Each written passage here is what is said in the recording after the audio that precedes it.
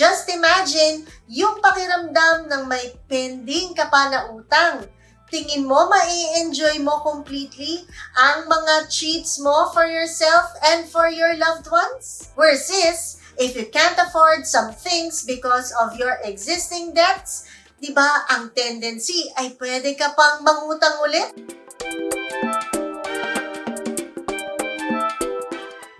Hello everyone, this is June Fernando from Nefer Financials. Malapit na naman ang Pasko at madami na naman sa atin ang mamamasyal, kakain sa labas at mamimili ng mga regalo para sa mga inaanak at sa iba pang mga minamahal sa buhay. For sure, kalakip na naman ito ay ang paggastos at saktong paggamit ng ating mga credit cards. And so, we feel it's very timely din naman that we talk about this. Maintaining a credit card can be tricky. It's a two-edged sword, ika nga. Gamitin mo ito ng tama and you'll surely enjoy advantages like convenience and exclusive incentives. But if you overuse or misuse it din naman, debts will come back to haunt and bite you din. Unfortunately, for whatever reason, hirap talaga ang ilan sa atin sa pagbabayad ng balances dito. Something that mostly we can blame on our bad spending habits, wrong money mindsets, or yung ating instant gratification na traits. Ngunit, don't worry, di naman tayo nag-iisa dito. It can happen even to the best of us. Sa totoo lang din kasi, nakakatempt naman talagang gumastos gamit ang ating credit cards dahil maliban po sa perks nito, pakiramdam kasi natin ay kayang-kaya nating bilhin ng kahit ano, lalo na ngayong Pasko. Miski sa totoo lang ay wala na ito sa budget natin. It's easier din po kasi talaga to pay for things dahil literally, hindi naman natin naramdam na may lumalabas na pera sa bulsa natin. Swipe lang using that small plastic card and okay na.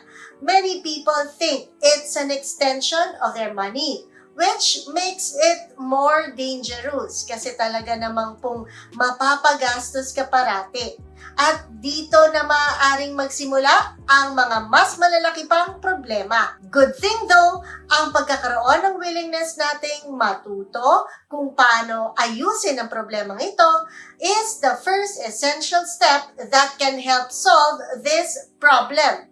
So, ano nga ba ang importansya ng pagbabayad ng credit cards, lalo na kung pagbabayad nito ng mabilisan? Tara, pag-usapan na natin ito. Starting off with number 1, dealing with less interest. Pag tumagal ang mga utang ninyo sa credit card, you are also just prolonging your agony. Bakit? Kasi you're not only paying the amount you borrowed, but you're also paying interest for it. Alam ba ninyo kung magkano yon? It averages 3% a month. I-multiply mo yan by 12 and guess what? Di mo mamamalayan ay magbabayad ka na ng 36% on interest each year pag di mo na fully settle ang credit card debts mo.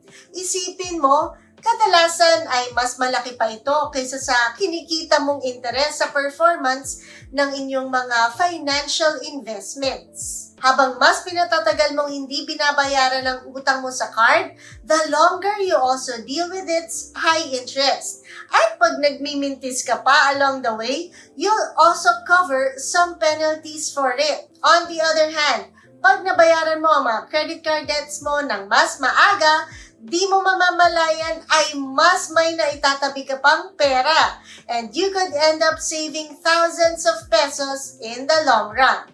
Number 2, it improves your credit score. When you pay your balances regularly and promptly, you're likely to have a good credit score. Pero ano nga ba ang credit score? Simply put, a credit score rates an individual's creditworthiness or ang kakayahan nito and ability to obtain a loan, mortgage, or credit card. Base po ito sa credit history ng isang tao which includes their active accounts, total debt levels, and repayment history.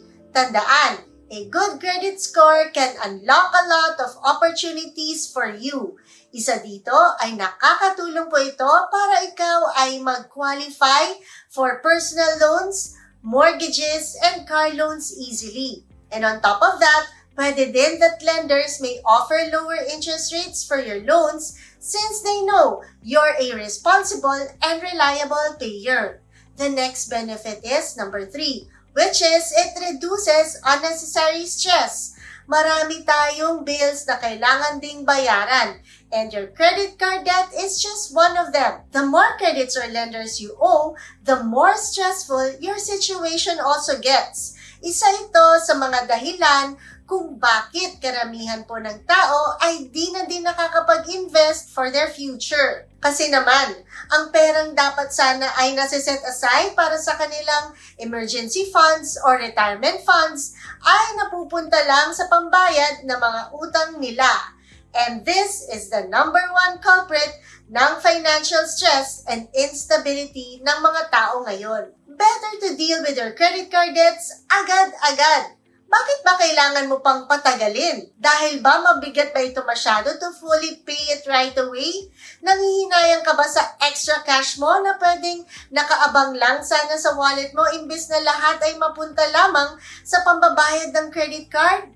Alam mo, mali ang mindset na ganito ha. Ang totoo niyan ay di mo lang napapansin pero mas tumatagal na may balanse ka sa card mo ay technically and literally ay mas nawawalan ka pa ng pera. Kapag nagre-revolve ka kasi ng mga balanse sa card, mas lumalaki pa ang utang mo dito dahil sa tinatawag na mga accumulated na late charges. Para rin kasing nagko-compound ang epekto nito, kaso hindi sa investments kundi sa utang mo. Kaya naman, kung may means ka, and kaya mo naman to pay, ugaliin ang bayaran in full parate ang credit card debts mo. This way, mas may peace of mind ka because ultimately, you'll at least have one less thing to worry about. And so moving on, the next one is number 4, which is you can build up savings faster. Whenever you partially pay for your existing credit card debts, a part of your monthly income goes towards it. Pero, if you deal with it completely and quickly, yung perang dapat ay napunta para sa unnecessary expenses like repayment or late charges can now go into your savings or investments. Mas may ekstrang pera ka pa na pwede mong ilaan for more valuable things like investing in mutual funds, in the stock market, buying an HMO plan, life insurance, or even a real estate property. Things we need as part of a solid financial foundation. And so last but not the least, number 5, which is you would be able to enjoy spending without guilt feelings. Pag di ka nagbabayad ng credit card debts mo agad, syempre, you also have less money to use for the things you want. At the same time, you'll feel guilty din kasi alam mong may nakabiting ka pang mga obligasyon. Just imagine yung pakiramdam ng may pending ka pa na utang. Tingin mo mai-enjoy mo completely ang mga treats mo for yourself and for your loved ones? Versus, if you can't afford some things because of your existing debts, di ba ang tendency ay pwede ka pang mangutang ulit? Nakakalungkot, di ba? And because of this, lalo ka lang mas mahihirapang makaahon as you may end up trapped in a vicious cycle. At kaya naman, in conclusion, ang masasabi lamang namin dito ay wala namang masama sa paggamit ng credit cards. Remember that credit cards don't cause debts. They are supposed to be life tools. In fact, they can even be rewarding kung alam mong i-maximize ang points, discounts, and other perks mula rito. Sa kasamaang palad, marami lang kasi sa ating mga tao who are either attracted to these cards' purchasing power or just clueless sa paggamit nito responsibly. Yes, importanteng bayaran agad ang ating mga utang sa credit cards,